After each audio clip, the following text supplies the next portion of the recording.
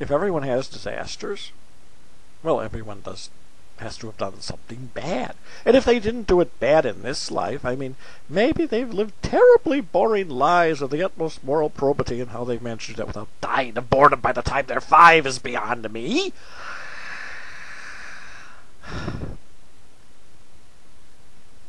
They still have people they love die. They still get sick. They still get kidney stones. They still have to have their gallbladder removed. Their car still breaks down. What have I done to deserve this? You didn't do a goddamn thing, but at least not in this life.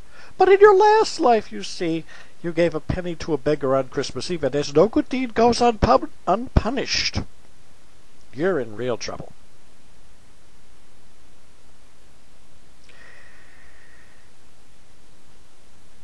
They got you coming, they got you going. There's no way out.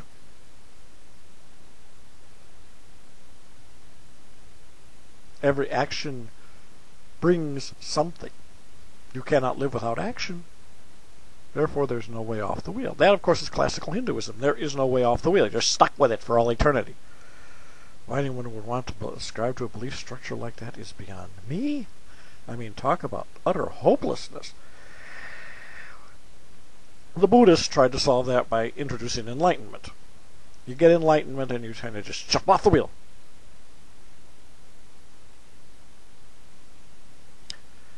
But they're still stuck with the notion that if you do something that your society doesn't approve of, you will slip on the ice and break your leg. Or whatever. Abandon it. Don't believe it. It's a means of social control. You don't let yourself be controlled.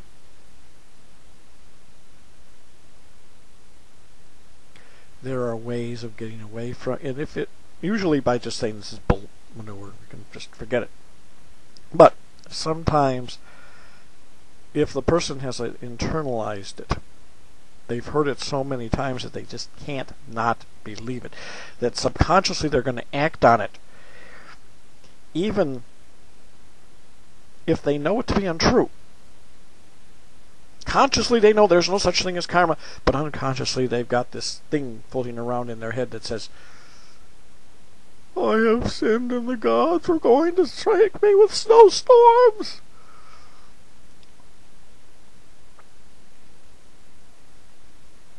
There's a way around that. There are ways using self-hypnosis to get rid of it. There are ways using psionics to get rid of it. Think of it as a little bit of energy in your etheric field, making you think that way. You simply use the technique of medical radionics, where you balance out the little bad, nasty things in your field to get rid of it.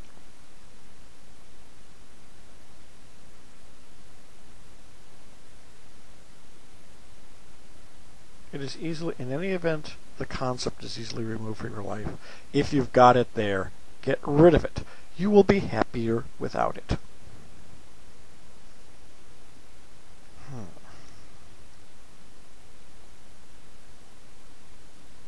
The other one, and this is a good one. The never to be sufficiently damned Wiccans came up with a thing called the Law of Three. Ooh.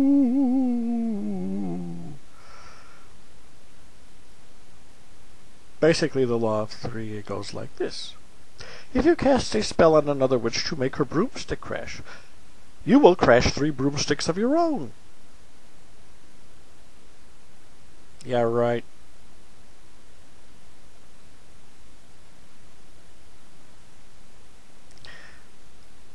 If you look at the world, you can see the utter nonsense of this. The wicked do prosper.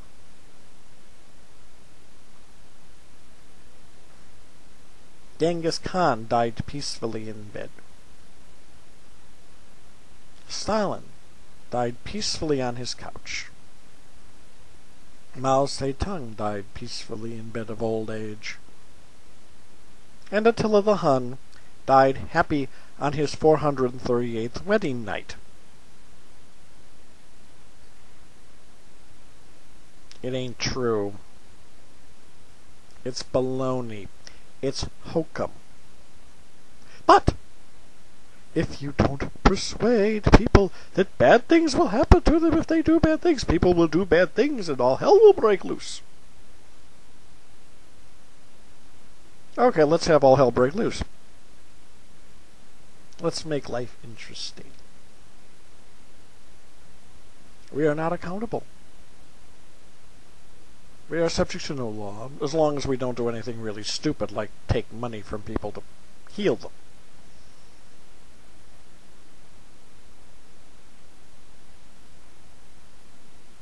There are no rules. There are no rules. You can do anything you want with psionics that you are able to do. You are subject to no external judgment. There's not a goddamn thing they can do about it. And if you're a really good operator,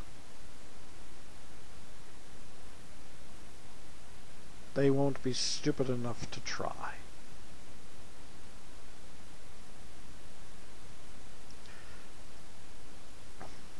Now, where does that lead us? To anarchy. To chaos. There's no way around it.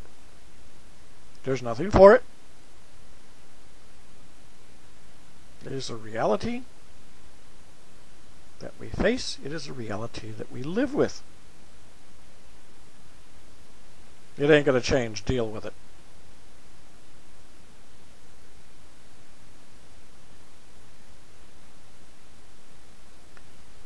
This makes people nervous.